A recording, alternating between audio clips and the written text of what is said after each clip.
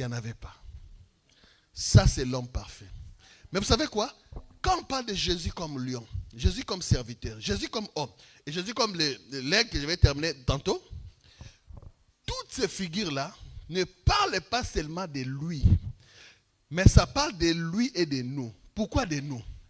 Il a dit, tel il est, tel nous sommes. Ailleurs, il a dit, comme le Père m'a envoyé, je vous envoie. Au fait, tout ce qui s'est manifesté dans la vie de Jésus était des panneaux signalisateurs pour nous dire, voilà comment vous devez aussi être. C'est pourquoi on nous appelle chrétiens qui veut dire comme Jésus. Et la Bible dit dans le passage que je lis en priant, psaume 133, l'huile descend sur la tête d'Aaron. Ne reste pas là. Elle descend sur sa barbe. Ne reste pas là. L'huile descend jusqu'au bord de son vêtement jusque là.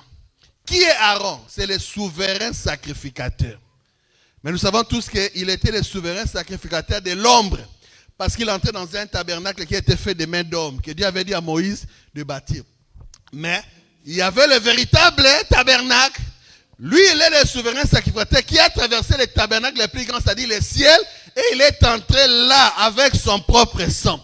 Donc, Aaron, c'est l'ombre. Mais le véritable souverain sacrificateur, c'est Jésus.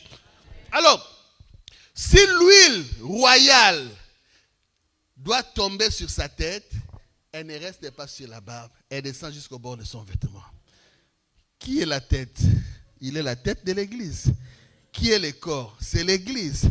Ça va même jusqu'au bord. Même pour toi qui s'est converti aujourd'hui, tu as la grâce de recevoir cette huile royale.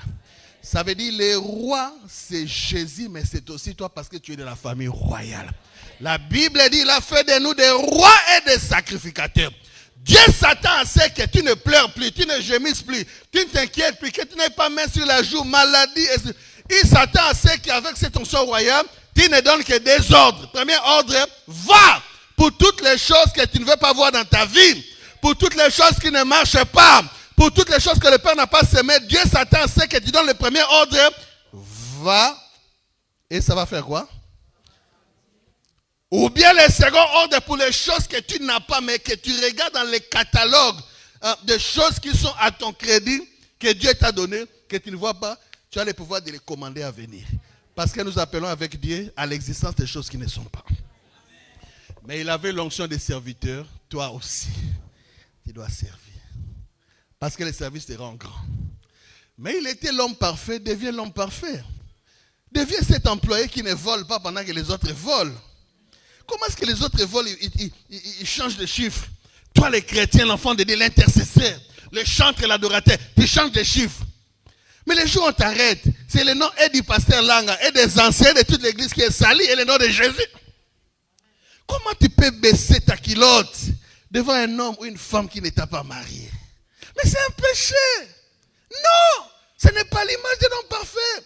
Et là, quand l'accident vient, ça dit que tu tombes enceinte, tu regardes maintenant, on verra que qu'est-ce qu'on va dire et tu vas vers un autre chemin. Je ne sais pas si vous en parlez comment, mais nous sommes dans la Bible pour avorter. Ce n'est pas nous. Sois l'homme parfait. On regarde dans la maison un enfant respectueux, un enfant qui obéit aux parents, une femme qui honore son père. D'ailleurs, dans les mariages, il n'y a pas beaucoup de lois. Il y en a seulement deux. Marie, aimez vos femmes et femmes, soyez soumises. Pas de femmes, quand l'homme dit « lui dit « Quand l'homme dit « ah », lui dit « ah ». Quand l'homme est ici, lui dit « non ». Ça, ce n'est pas l'aspect de l'homme Jésus qui est en toi. Et toi, homme marié, sois fidèle à ta femme. Écoutez-moi, toutes les femmes sont les mêmes. Je vous dis la vérité. Bon, j'ai quand même une petite expérience de 18 ans, une petite quand même. Il y en a qui en ont plus que moi. Mais je vous dis la vérité, toutes les femmes sont les mêmes. Ce n'est pas parce que j'ai côtoyé toutes les femmes, non. Mais parce que la vérité de la parole de Dieu m'a fait comprendre que toutes les femmes sont les mêmes. Et nous avons vu ça dans la vie de beaucoup de gens. Il y a des hommes qui étaient avec des femmes. Hein? Ah, femme. Mais quand ça n'a pas marché, la femme qui l'a pris te demande, oh, c'est la pris. Il marche comme s'il reculait derrière. Il n'a même pas l'aspect de l'autre. Tu comprends que ce n'est pas c'est quoi, mais la femme c'est autre chose. Donc, ne pensez pas que tu peux être ici, là-bas. Tu es fatigué, tu vas mourir, ton viendra, attendez. Moi, quand on donnera les cafés, je vais demander qu'on mette aussi du lait. Alléluia. Parce que tu rends ta vie court. Dieu veut que tu sois un homme exemplaire, parfait comme Christ. C'est possible. par son esprit. Et pour terminer, la Bible dit, le